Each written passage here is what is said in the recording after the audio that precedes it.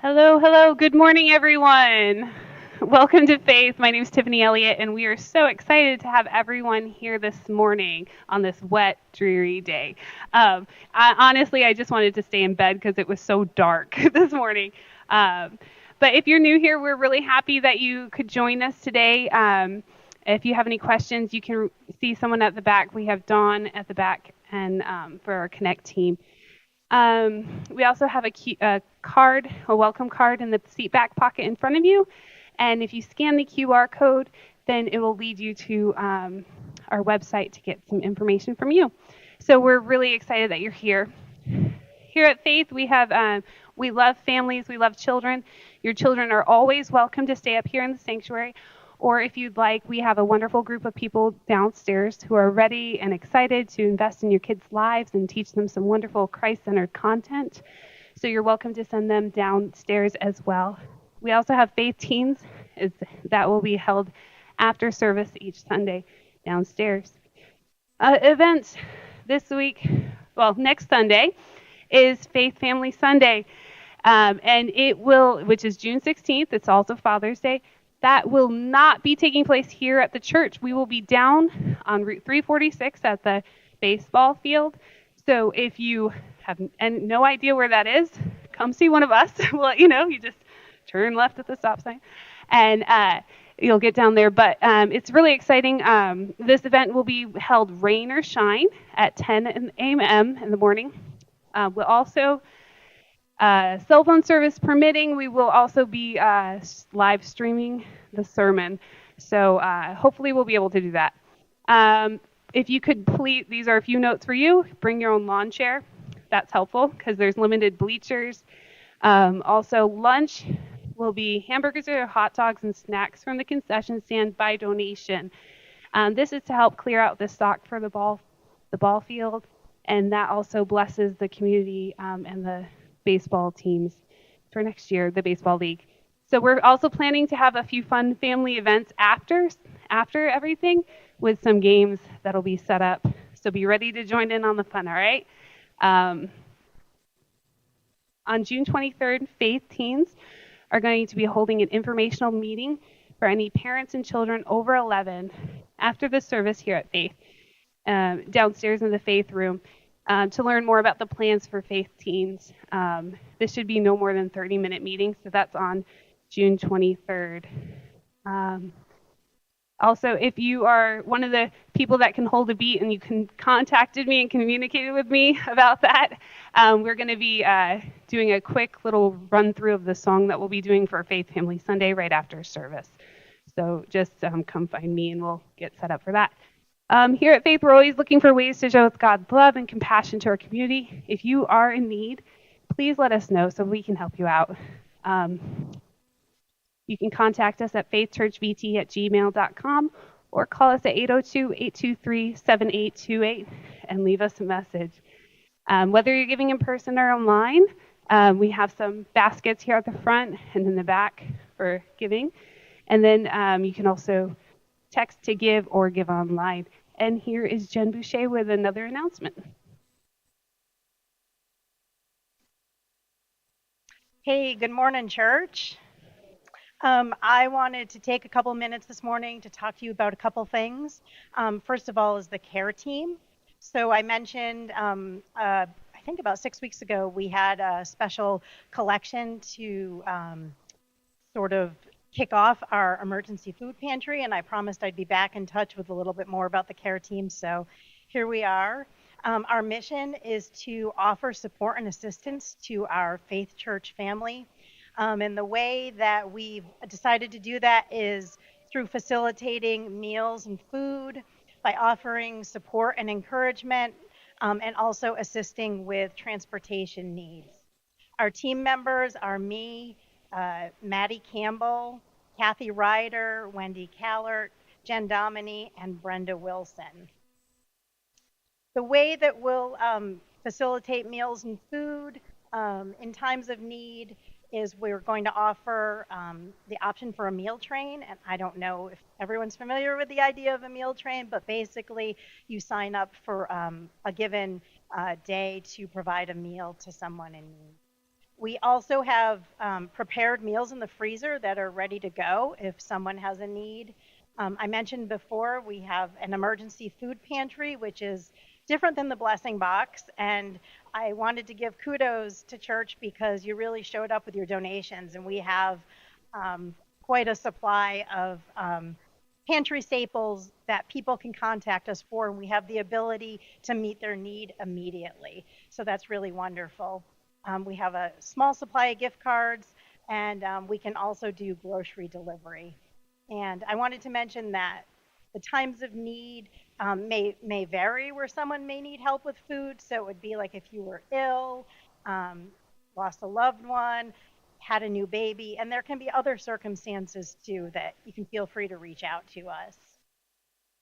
We also want to offer support and encouragement. So we're happy to send cards and messages to our faith family, friends, community members, if you think that would be helpful. Again, similar times where someone is ill or injured, sympathy, congratulations, or sometimes people just need a note of encouragement. So feel free to reach out to us with that. And then finally, we can assist with transportation needs. So if your car isn't working or your ride, isn't available, feel free to reach out to us. We can give you a ride to church. We can help with doctor appointments, anything of that nature. Finally, to communicate with the care team, first I wanted to say don't assume that we know there's a need.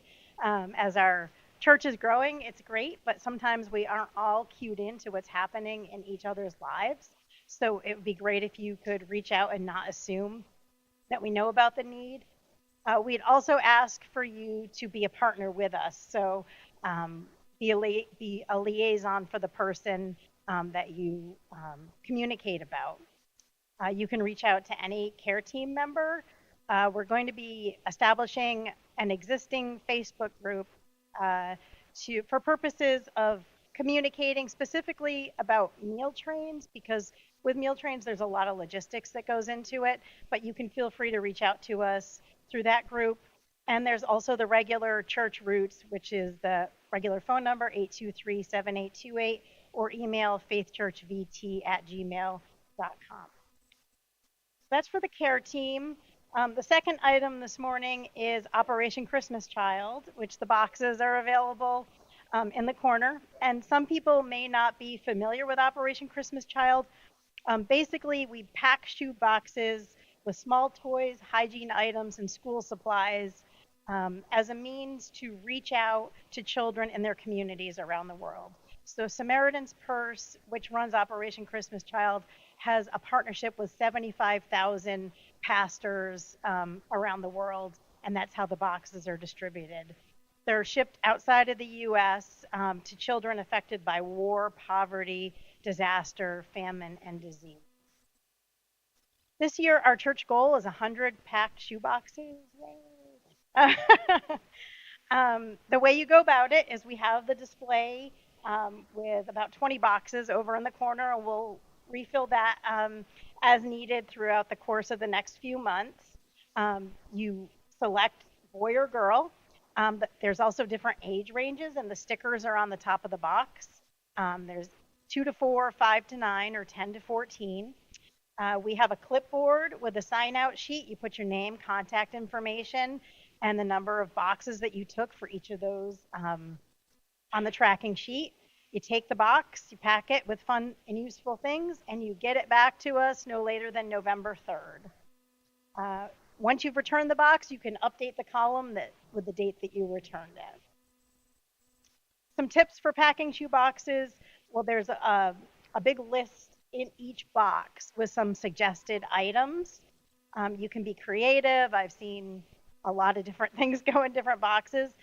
Don't worry about packing them fancy or tidy or anything.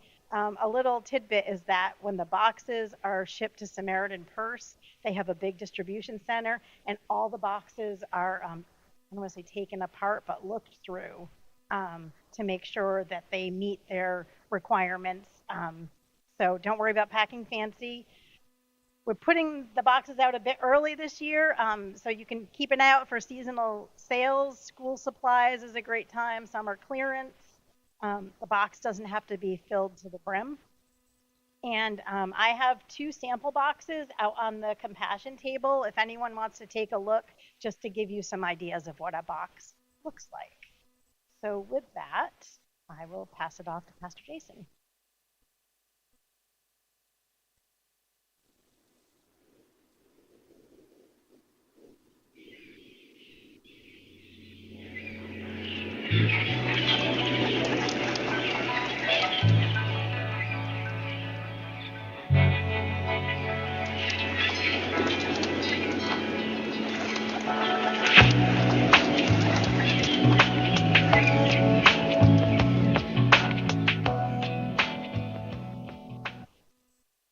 Faith family, how we doing? Good? Okay. All right, it's a little cloudy, a little dreary today, and we got to get pumped up this morning. Got a lot of information fed to us today. I'm so excited to be able to watch as we all jump in together with Operation Christmas Child and all the local care items that we have here. The great thing about being a part of a church family is I pray that you experience that it is actual family, right? That you feel like you're a part of something not only bigger than yourselves, but that you're attached to it in an organic way where if you have a need, that you feel comfortable for reaching out to someone that you know here that can help meet that need for you. That's the biggest part, I think. We're going to talk about this today, about living in a church that's striving to do this the way you see it in the Bible, is that you're striving to do life together in every single facet that you possibly can. That comes down to needs as well. Now, if you've been with us for the past few weeks, we've been going through our Elijah series, and we're finally here at the end, and some of you are like, yes, thank you, Jesus, we can finally stop talking about Elijah. Others of you maybe are a little disappointed we're stopping. I don't know where you're at on that spectrum, but we've been going through this series, and so I wanted to kind of do a quick recap before we hit break here in just a minute. And as we're doing that, we want to do it interactive style, as we've been doing the past couple of weeks. So we'll walk through this together, and as I pause, I want you to fill in the blanks as we go through, okay? So we've been journeying through 1 Kings, looking at the life of Elijah. So let's walk through how God used this great man of God and how he's calling us to be men and women just like him. So let's do this. Elijah jumps into the scene, right? First thing we see him, he just pops up out of nowhere in Scripture, and he comes into this throne room to confront the king of Israel called who? Anybody remember? Ahab. Somebody got it? Ahab. All right, that's good. All right, off to a great start. All right, here we go. Ahab, perfect. Ahab and his wife, anybody remember his wife's name? Jezebel, right? Somebody got it. Good job. That's a pretty memorable name, Jezebel. They've been leading the nation to worship gods called, remember, Baal, right? Somebody already picked it up. Somebody remember the other one that's more abstract? We haven't talked about that one. Asherah, right. Baal and Asherah. They're both gods of what? Remember what they're gods of? Weather, right? All right, they're gods of the weather, right? So Elijah steps in. He tells the king that by Yahweh, the true God of Israel's decree, there's going to be no more rain, right? And so rain stops for 3.5 years. And so after this, Elijah's called away to a what? You remember where he stays for a while? Or stays next to?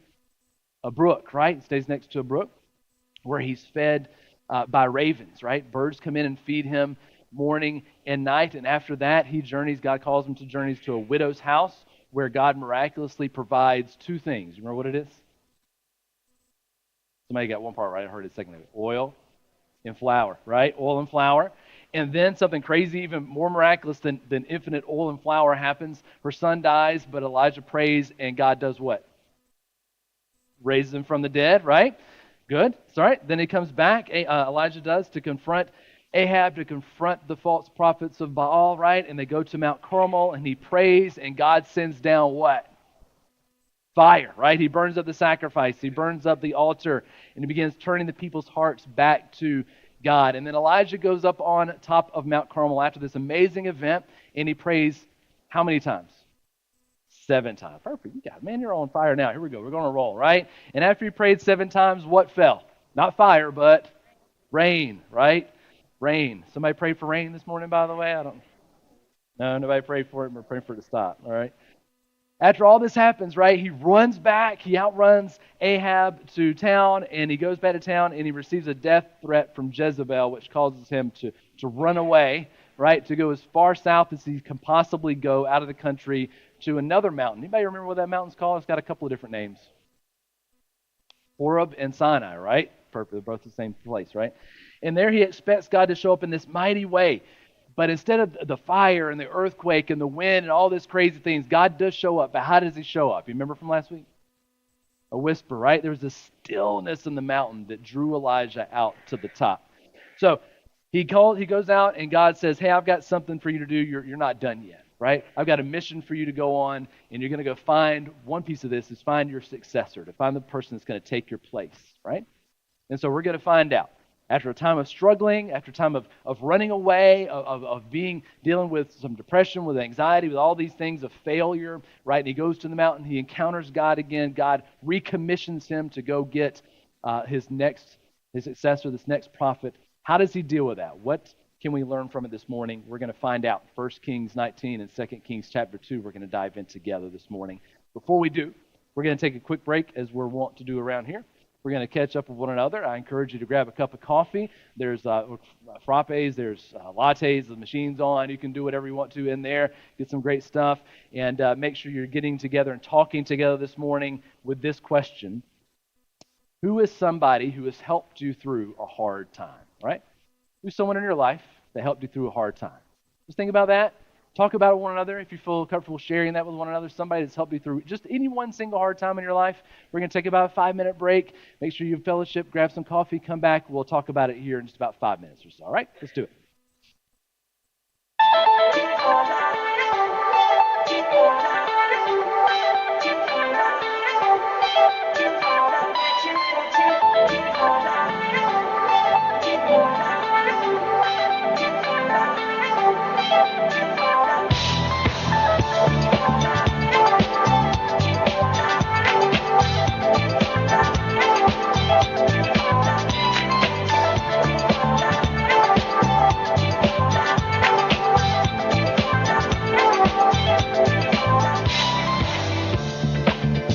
Magical, for me she'd say everything you want to dream away. We are legends every day. That's what she told me.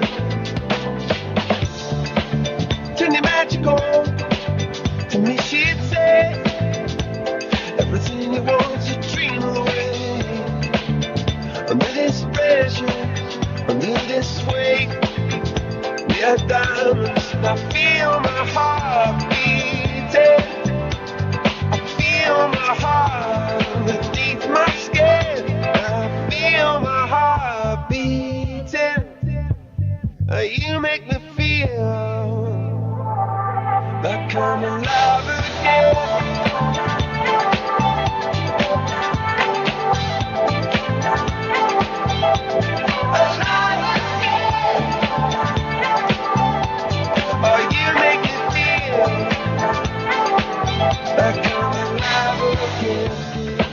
Said I can't go on, not in this way. I'm a dreamer, died by light of day. Gonna hold up high the sky and say, only I own it. And I feel my heart beating. I feel my heart underneath my skin. Oh, I can feel my heart beating. 'Cause you make me feel like I'm alive again.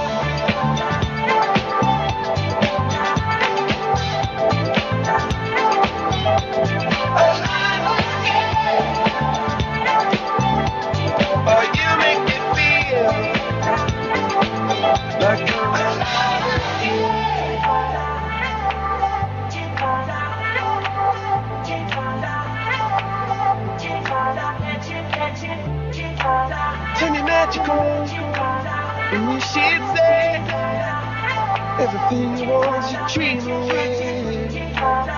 Under this pressure, under this weight, we are diamonds taking shape. We are diamonds taking shape.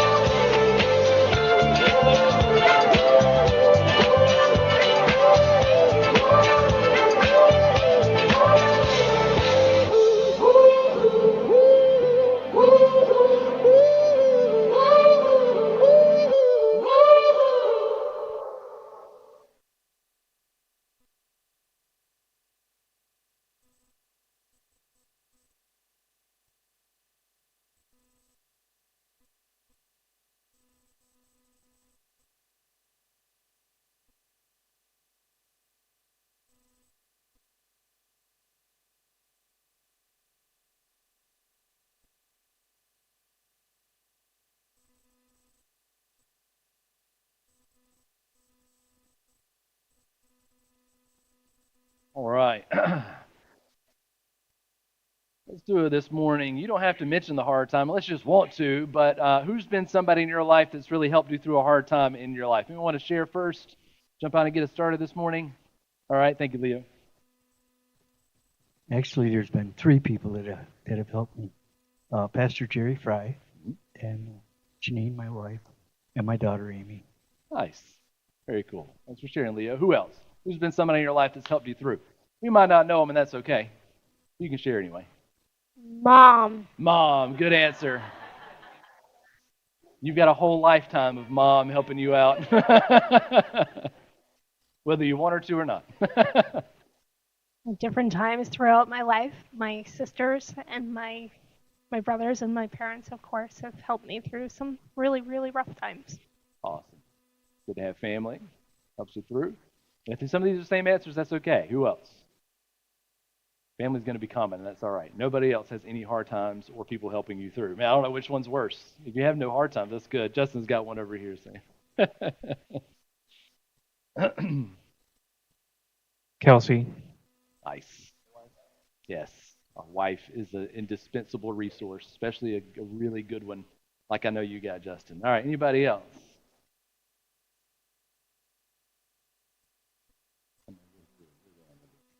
All the way over here? Oh, I couldn't even see him. Okay. I'd have to say my oldest son, Ricky. All right, oldest son, Ricky. Thank you, Rick. Appreciate that. Anybody else? Someone's helped you through a hard time in your life in particular? A faithful sister in Christ. Nice. Thank you. Awesome. Very cool. Those are our great answers. Anybody else got any before we keep on going today? Perfect. Awesome. Thank you, Sam. If you could pass that off to Dawn. Yeah, thank you. Awesome. Online, make sure you're sharing those as well. Again, even if you don't know them, this isn't just about us hearing who your person is, but it gets you thinking about who that person was in your life and maybe is now, because I think we do. I know we all have some hard times that we have to go through. How do we handle that? How do we process that? I was thinking about this question this week in my life. Some of the most challenging times in my life, as I reflected back, I think in an American culture in general, I think has to be high school. I think it's got to be like one of the worst times in your life. Some of the best and some of the worst times I think I've ever experienced, right? I think no other time has this crazy mix of these hormones fluctuating, of this peer pressure going on, of these weird cliquish social groupings where there's gossip and there's this intense love and hate that changes day by day. It's just a really crazy social experiment that high school really is. It's kind of really weird. But my experience, I think, was pretty common, which meant there were a lot of hard times emotionally for me to get through. And thankfully, I had a couple of really good friends. Man, there were just two really, really good friends. We were like three amigos. We were just inseparable. We went to school together. We went to church together on Sundays. We hung out at each other's houses on the weekends. We even worked together at Dairy Queen for like a year and a half together. It was just, I was literally everything. I don't know why we had 3 cars. We should have just shared a car. We were so close together. Just about every aspect of life. About the only thing that kept us apart, because we were guys, was girls. That's about the only thing that kept us apart. And even then, what I really appreciated as I look back on that was the perspective that each of us gave to each other's relationships, right? Because sometimes when you're in your own relationship, and it can be a really bad one or not even necessarily abusive, but just like not a great situation, and you're just blind to it. You're like, oh, this is all right. This is how it's supposed to be. And my two friends were really great about pointing out and saying, man, she is not good for you. What are you doing, right? Where I couldn't even see it for myself.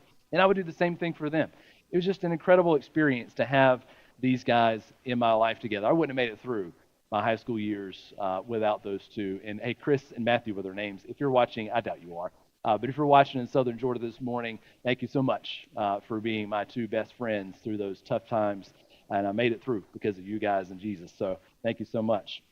I think we've all had someone, I hope we've all had someone to turn to, or someone who just shows up at the right time when life's hard, because I think we're wired deep down for that connection, right? We really are. We might not want others around sometimes. There's times in my life where I don't want anybody around, but we need people. We need others around. And what I love about what we strive here for at Faith are those deeper connections with people who actually care for one another beyond just a Sunday morning. That's what we're striving for. We strive for that because that's the model we see time and time again in Scripture, right? If you look through the New Testament and the Old, it's all about living life together, right? There's very, very rarely this time where we have this one singular individual that's called to do one single thing by himself. It's usually a group of people called together. And we see that modeled even in life of the early church, where God brings groups of people together, some who are struggling in parts of life, some who are doing okay, but all who are pulling together towards being remade in the image of Jesus. And not just as individuals, but as a people, like I said, right? Because we see time and time again, individual transformation happens in the context of community transformation. Meaning, if you truly want to see your life changed as a person and an individual, you have to be intimately, not just tangentially, just on the outside, just once a week, intimately connected to another group of people, to a community. Right? That's how this works. That's how God has wired us and wired the church to work. If you truly want to experience transformation, it happens in the context of community. Now, I'm not sure what your goal was this morning when you made your decision to come here through this dreary rain. If whatever drove you to finally wake up today, if you're like my kids and me, I'd rather have slept in. So if you're here today, I hope it was for a good reason. But my goal for coming here each Sunday, my goal here today is to be more like Jesus, to look more like Jesus. I want to love my enemies the way Jesus told us to. I want to be able to forgive people who've hurt me like he has forgiven me, right? I want to experience this deep, this life-altering, this life-fulfilling intimacy with this supernatural force that we call God like never before. That's the goal. That's the goal. I want to experience that in a way that is unique, that is deeper, that is more passionate, that is more fulfilling than ever before. And I pray, if for whatever reason you showed up here this morning, if it's just to get a good message and feel good and go back home, whatever you came here for, I pray what you experience is this deep, life-altering, life-fulfilling intimacy with God and with others this morning. That's my prayer for us as we go through this. And that requires being vulnerable. Being vulnerable to being hurt, yeah. And also being vulnerable to this deep-seated connection that makes us and encourages us and almost forces us in a way to walk through all of life together, through new birth, through intense emotional and physical pain, through even death together. That's what I pray we're here for today. So today, we're going to look at the last steps of Elijah's life. And we're going to uncover 3 steps to how we live a meaning-filled life together. How do we live a meaning-filled life as his people? We're going to look in 1 Kings chapter 19, verses 19 through 21 first. We're going to unpack this together. We're going to take it little bit by little bit and work through it as we normally do. And I've got some people reading this morning, so I'm not having to do all the work today. We're sharing the load a little bit. And Dawn has volunteered to kick us off. So she's going to read 1 Kings 19, verses 19 through 21. So let's listen in as she reads. So he departed from there and found Elisha, the son of Shaphat, who was plowing with 12 yoke of oxen in front of him, and he was with him the 12th. Elijah passed by him and cast his cloak upon him. And he left the oxen and ran after Elijah and said, "Let me kiss my father and my mother, and then I will follow you." And he said to him, "Go back again, for what have I done to you?" And he returned from following him and took the yoke of oxen and sacrificed them and boiled their flesh with the yokes of the oxen and gave it to the people, and they ate. Then he arose and he went after Elijah and assisted him. Okay, here we go. Last we saw Elijah, he was on a mountain ready to die, right? We picked that up last week. One of the biggest complaints he had to God was that he felt that he was the only one left, right? He was the only one left who actually cared about Yahweh, the only one left who actually cared for the people, the only one there. Everyone else, he said, had turned their backs. I'm the only one, he said. Just let me die. I'm not even worthy to do it. Just let me die. God responded to that prayer, but not by answering it. Not in the way he wanted anyway, but by giving him something to do, but also more than that, giving him someone to live it with. He wasn't going to be alone anymore. He wouldn't just have this servant to be able to come through and to help him occasionally. He was going to have someone to pour into and someone to pour into him, someone to encourage him, someone to support him, someone to be on the same mission with him and to carry things forward after he was gone. That's what Elijah was given. In his hope for death, God gave him something better, gave him something to live for and someone to live it with. He was to find Elisha, he was to invest in him, he was to impart in him his experience and his understanding. And I think this is where we have this disconnect, I think, in our culture today. Because I think we live in a culture where the older and the more experienced aren't seen as valuable, but as outdated, right? If you're one person in the workforce that's been in the company for a long time, right? They're trying to give you an early retirement so you'll leave, right? If you're in a group and you're the oldest one there, you can feel like everyone else is living life and you're just on the periphery of this, right? We're in this culture where we're attracted to new and shiny things, right? Not older and wiser things. But in God's social structure, those who are experienced are to be revered, right? They're to be sought after because with experience should come wisdom. I'll say that's not always the case. There are some people I know who've had plenty of experience but haven't got anything out of any of them and have lived life the same way like they haven't been through it, right? No wiser from that experience at all. But for those who have gained wisdom, even if you're not old, right? You can gain experience and wisdom even at an earlier age. If you gain wisdom, you're to give it away to others. Hopefully we do better than Elijah did, though, right? You see this story and you read 1 Kings 19 through 21, and you see what he did. God told him to go to anoint Elijah as this prophet, to pour into his life, to get him ready for what's to come. And usually what's involved in that was that it was going to be a pretty involved process, right? He was going to come, he was going to pour oil over Elisha's head, he was going to pray over him, he was supposed to commission him, right, for this service that he was about to fulfill. And this was going to be this pretty remarkable time, setting him apart for his life's mission. But Elijah gives us a good example of what not to do in this case. He walks by Elisha, he throws this mantle, this robe, this old cloak, this dusty thing he's carried around, he throws it over Elisha's shoulders, and he just keeps on walking. There's no conversation that's recorded, there's no oil, there's no prayer, there's just a dusty old robe that had been worn all over the place, suddenly just thrown over Elisha's shoulders while he's working in the field. That's what not to do, by the way. If you're looking to pour into someone's life, don't just walk by and hoping they catch on the drift of what you're trying to do, right? But that's what makes Elisha's response, I think, all the more remarkable and all the more admirable, right?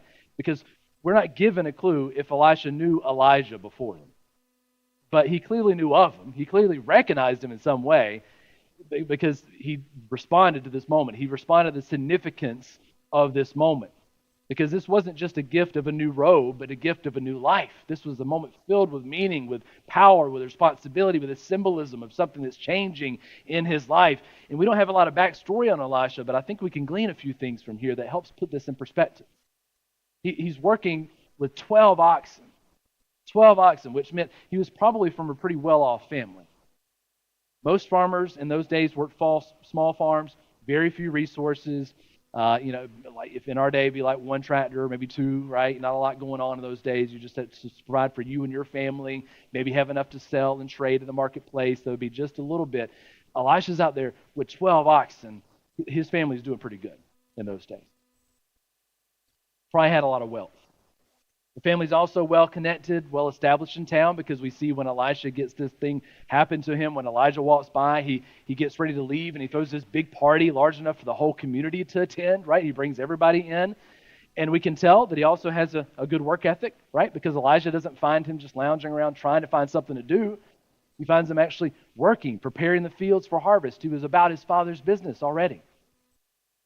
So this hardworking, this established, this influential young man with this large inheritance that would have been waiting. He was in line to be able to get some of this farm when his father passed away.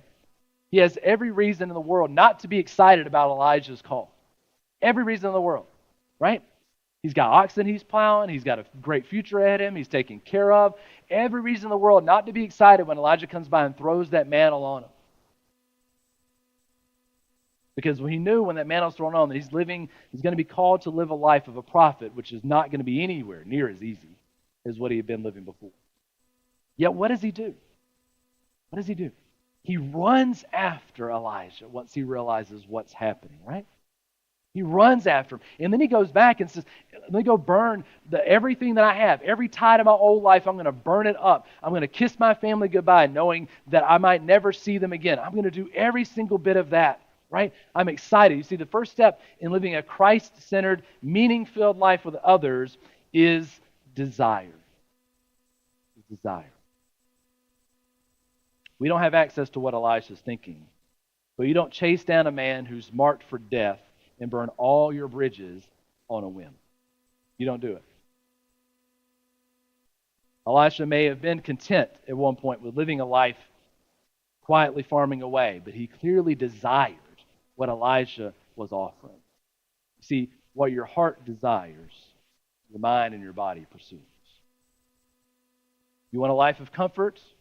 You'll work to earn enough money to buy a bigger house or to buy a nicer bed. You want a life filled with family? You'll share meals with them. You'll go to all the birthdays. You'll visit them at every opportunity, right? You want to travel? You'll change jobs so that you can work remotely. You'll buy a van or an RV. You'll never stop moving. What you desire, you pursue.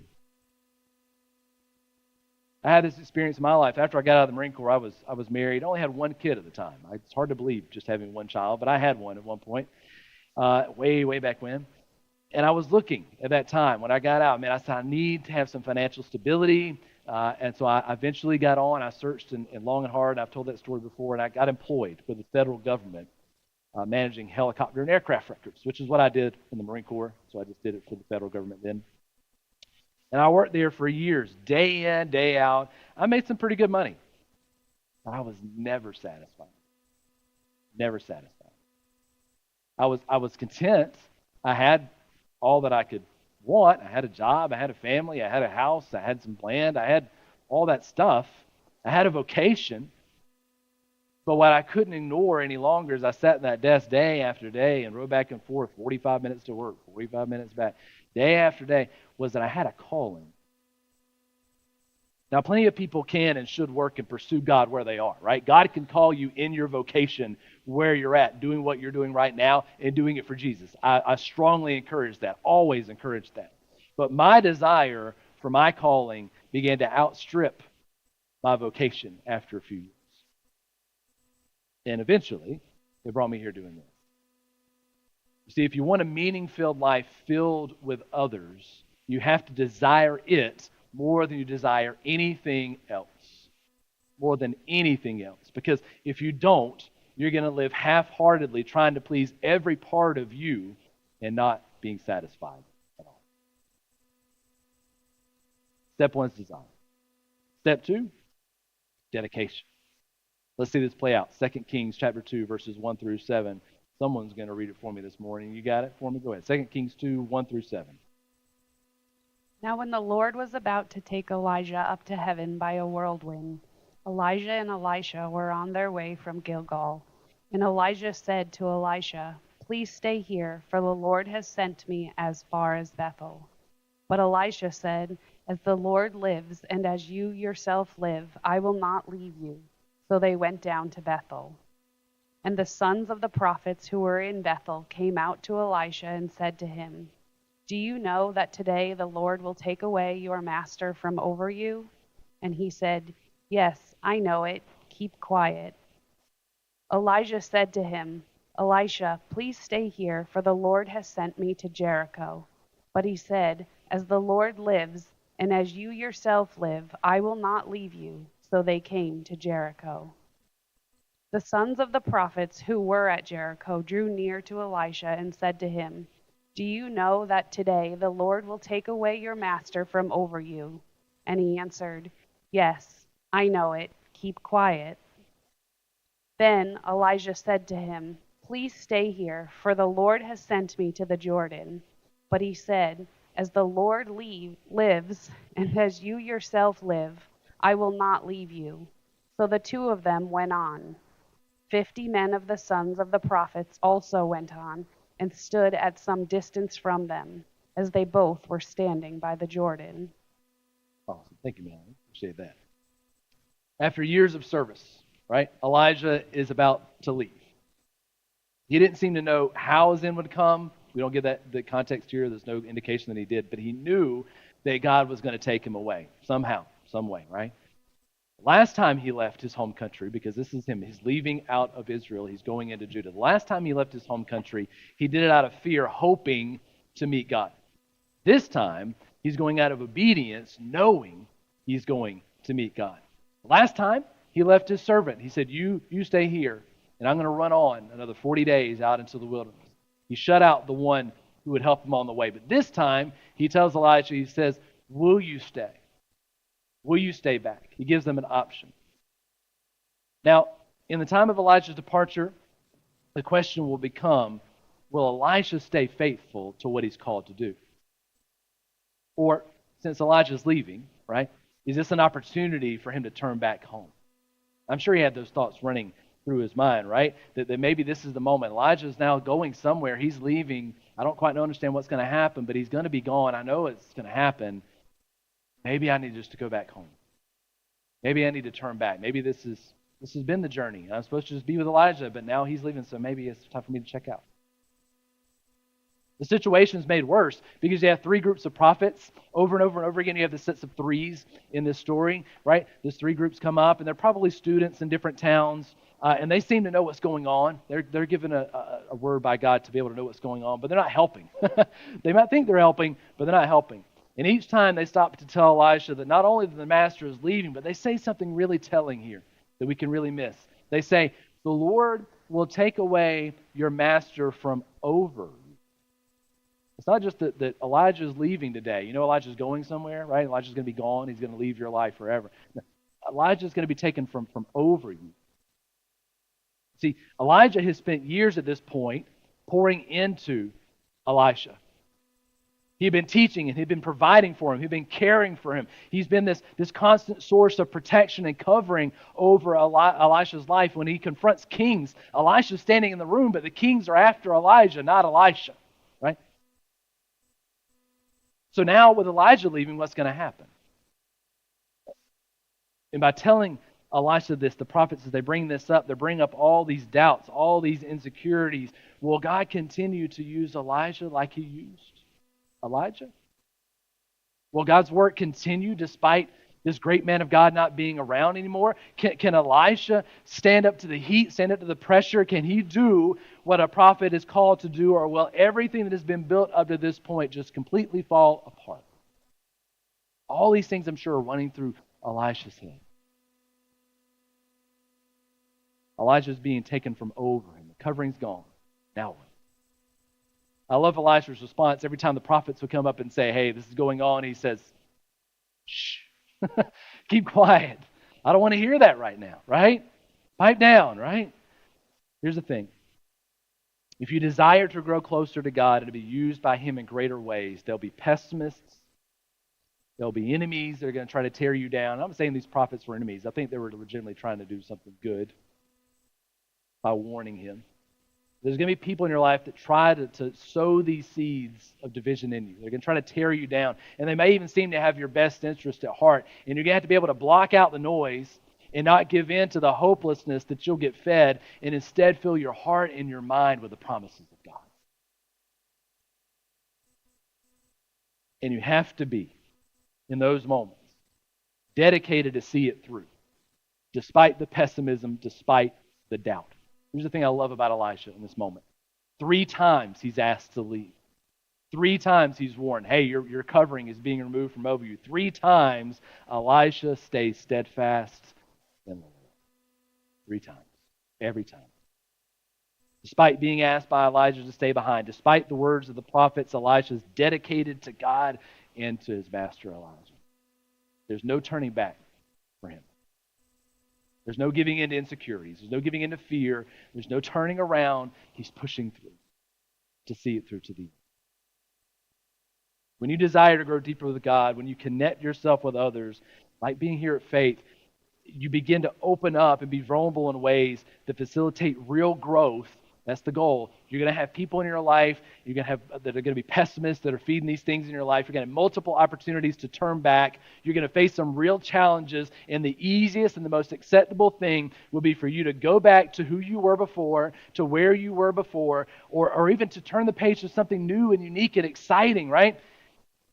That's the easier thing to do.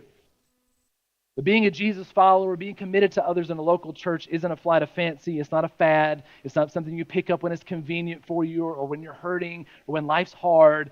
But it's a life of dedication and a life of commitment that sticks through hard people in hard times and sees them through no matter what people say or how you feel about it. Will you be dedicated? Will you be stubbornly committed to Jesus? Will you love someone who's hard to love?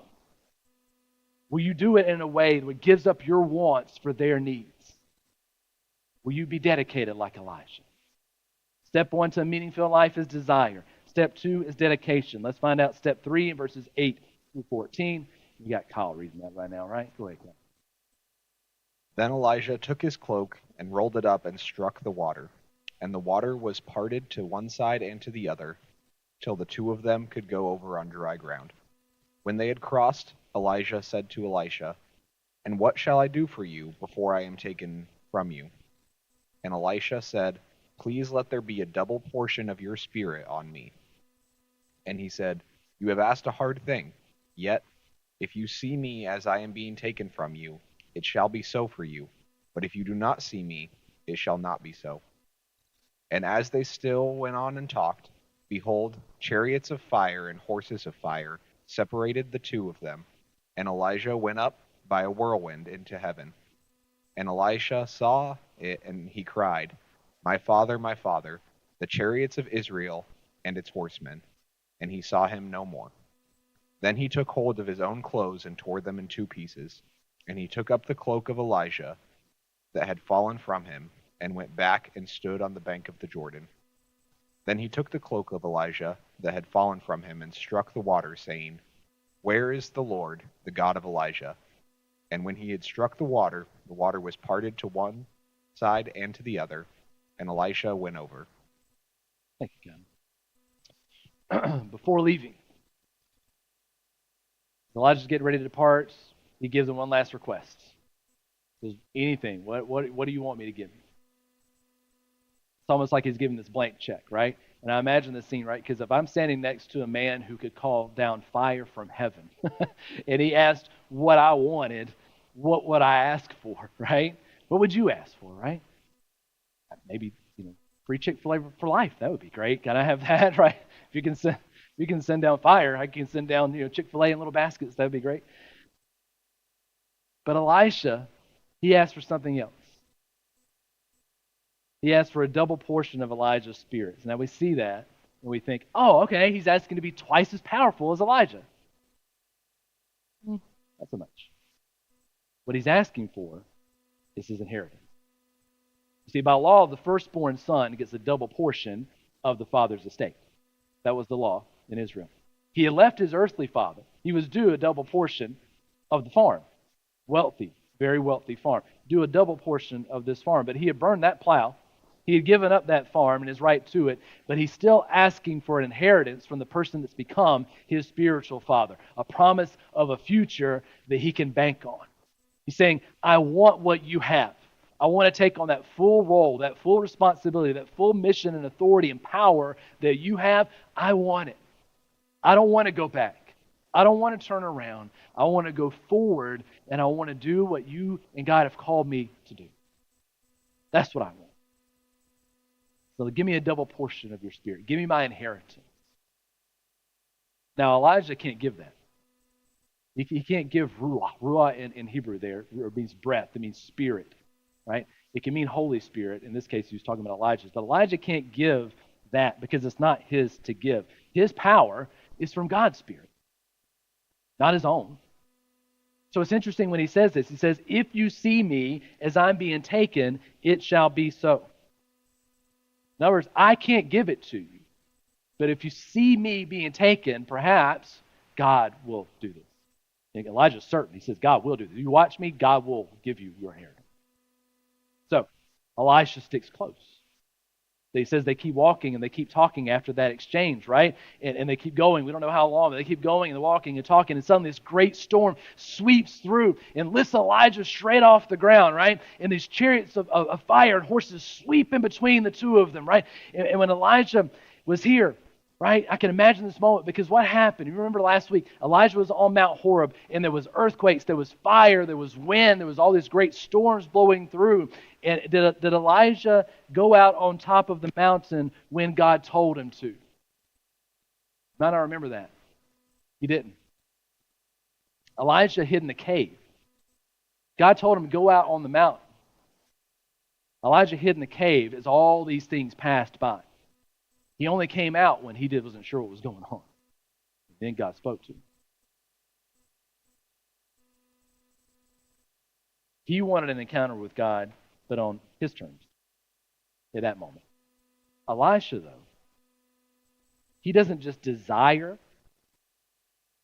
to be the man of God that he's called to be. He isn't just dedicated to seeing it through, but he is determined to grab hold of what God had for him no matter what. Step 3, if you want a meaning-filled life filled with others and a deep interconnection with God, is determination.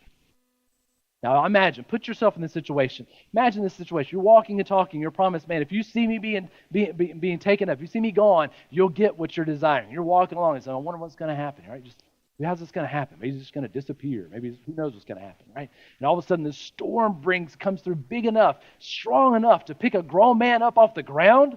I think I'd be bailing, right? I wouldn't be standing there like, oh man, whoa, right?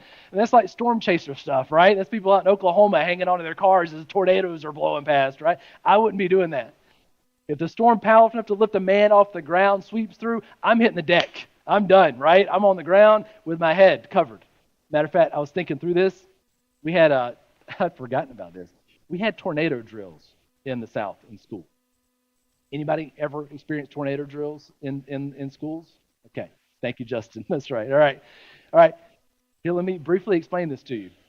In the South, I don't know if they still do it, but when I grew up in schools, you had tornado drills. There would be random alarms, like a fire drill, but for tornadoes. Random alarms that would go off in the schools during the day. And when that alarm would sound, you'd have to come out of your classroom. They try to get you in an orderly line, right? You file out into the hallway because the schools, at least in Georgia, were built as concrete block structures. All the windows were on the outside. The hallways were on the inside with no windows, right? So if a tornado's coming through, get away from the window is the thing to do, right? So they would get away from the windows, get into the hallways, and then when you got into the hallways, you'd have to get down. I'm not going to do it this morning because they'd be out of camera view. I come back and see me. It's on the camera. You'd have to get down. Fine. I'm guilt tripped by my wife into doing this. You'd have to get down on your hands and knees. And you'd have to turtle up, right? So you'd have to get down here, and against the concrete, you have to put your face against the concrete block wall. Thank you, Josh. Against the concrete block wall, and you have to bend down like this, and you have to do this. This is what you have to do. As soon as that drill happens, get out and do this. And you do this for, it felt like an eternity. It was probably like 30 seconds, but it felt like you were down there forever, a lifetime, right?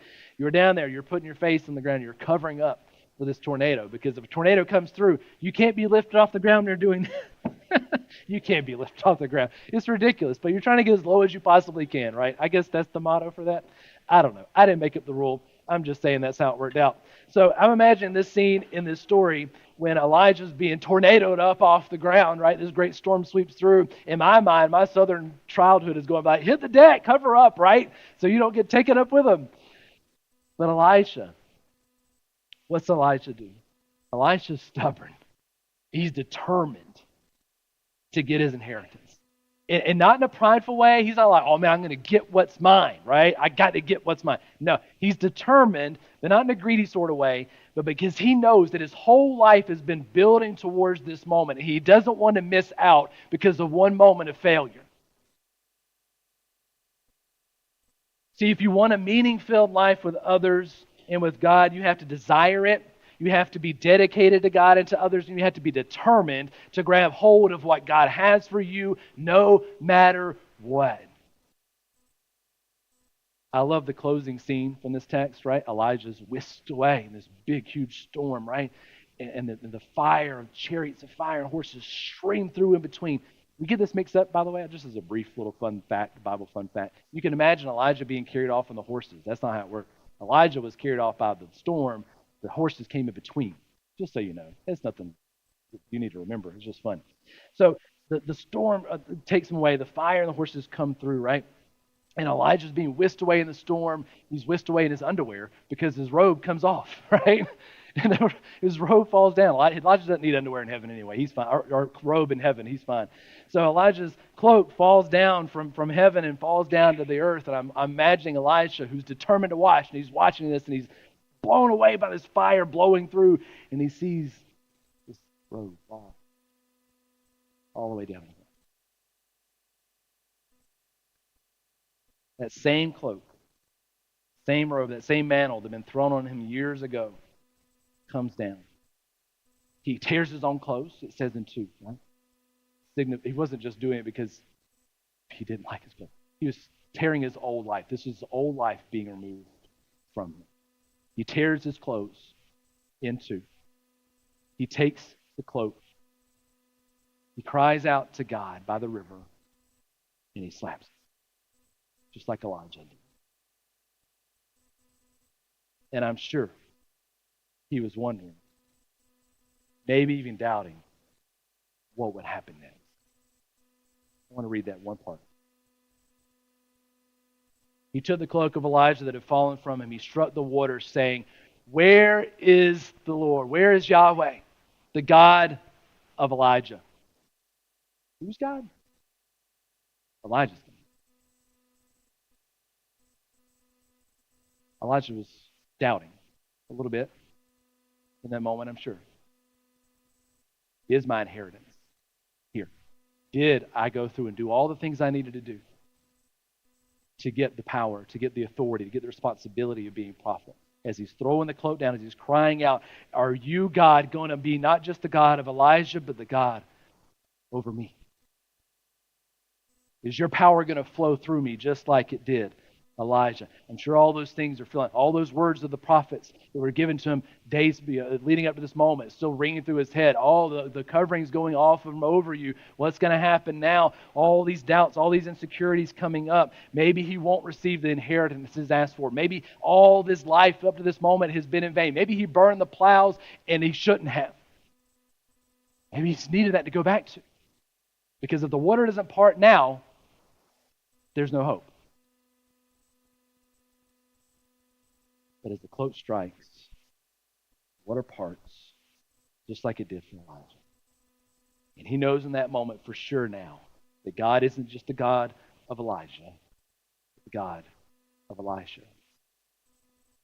And of anyone who calls on his name.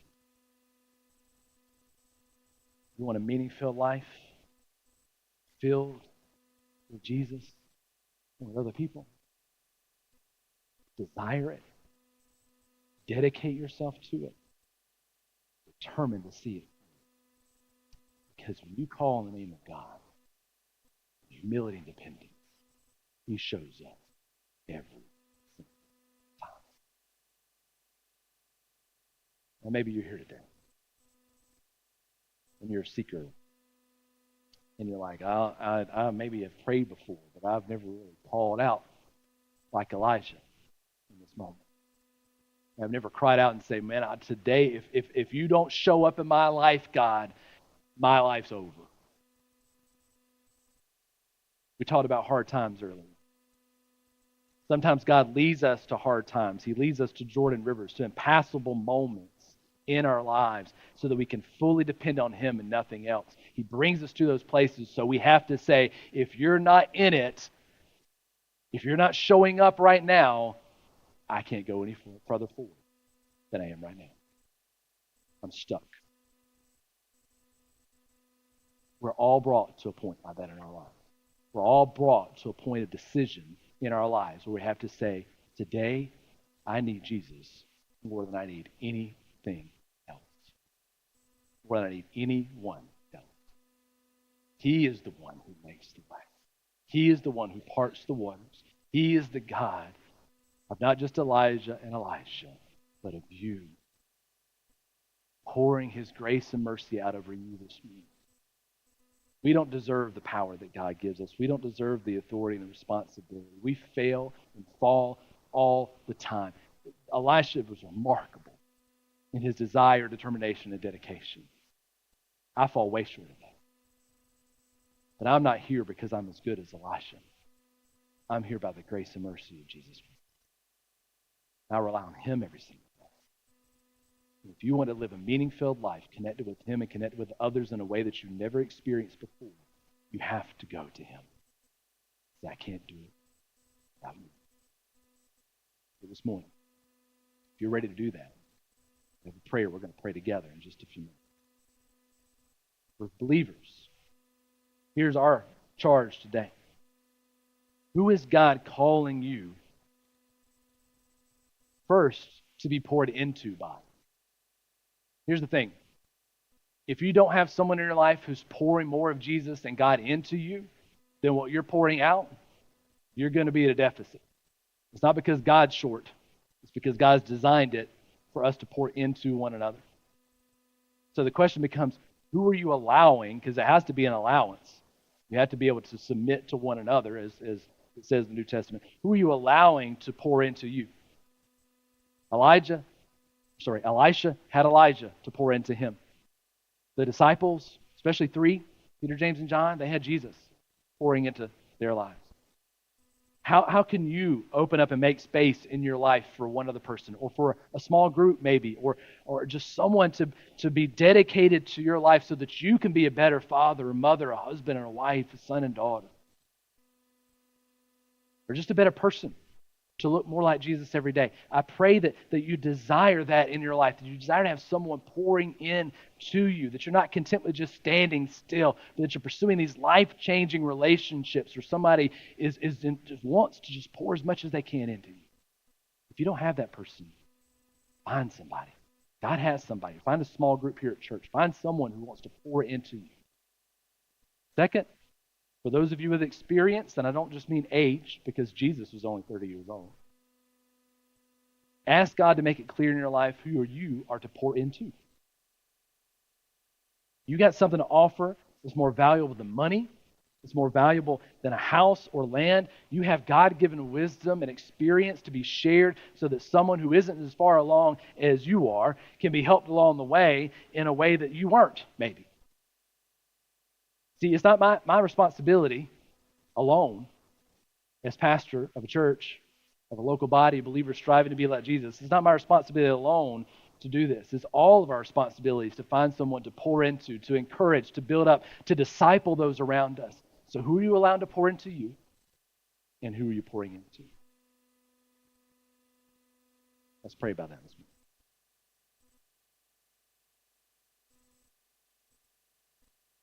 For those who are seekers, again, go back to that. If you haven't experienced this life-changing relationship with Jesus, you do that by prayer, by crying out to him as Elisha cried out at the river. Say, dear Jesus, first, I need to ask forgiveness. God, there's times in my life, most of my life, where I didn't desire you above I desired my own comfort. There's times I've been dedicated to things that are of you. Times I've been determined to get my own way. And Lord, now I'm here and I'm stuck. I'm at the end of myself. And I'm asking you, one, for forgiveness for those times where I've turned my back on you.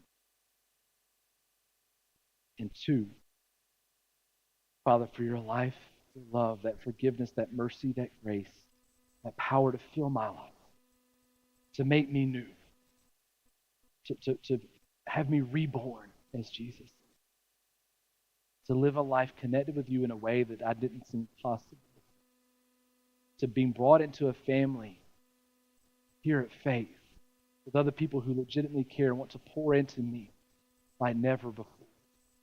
God, bring me to you. Bring me here. Connect me deeply, more intimately than I ever have before. Let me experience you in your Jesus. If that's you, I ask that you reach out to me, to Leo, Walt's in the back. There's a few people here in person. Online, Miss Dawn's going to hook you up, connect with you there. Don't leave this space or this online space without reaching out to them to let us know that you took that next step. For believers and everyone here, let's close in this. Dear Heavenly Father, God, Lord, I pray for your Spirit to fill us, God, anew. God, but also to direct us in that filling, Lord, to who we are to pour your Spirit out into. God, you gave the commission to Elijah to go find Elisha, to pour into him, to anoint him. He didn't do such a great job up front, but I pray, we don't have the text to tell us, but I pray he did better as it went on. But God, give us the direction to find that person to pour into. And let us be like Elisha. Let us be willing to be poured into. Let us be eager to do what you've called us to do. Let us be desiring that. Let us be dedicated to it. Let us be determined to follow through on what you've called us to do, to live this meaning-filled life connected with you and with others in a way like never before. Let us experience that this week. Let us seek out others this week to connect to, and let us connect to you like we've never experienced before. In Jesus' name, amen. Amen. Thank you so much, church. Online first. We're going to worship here in person in just a moment.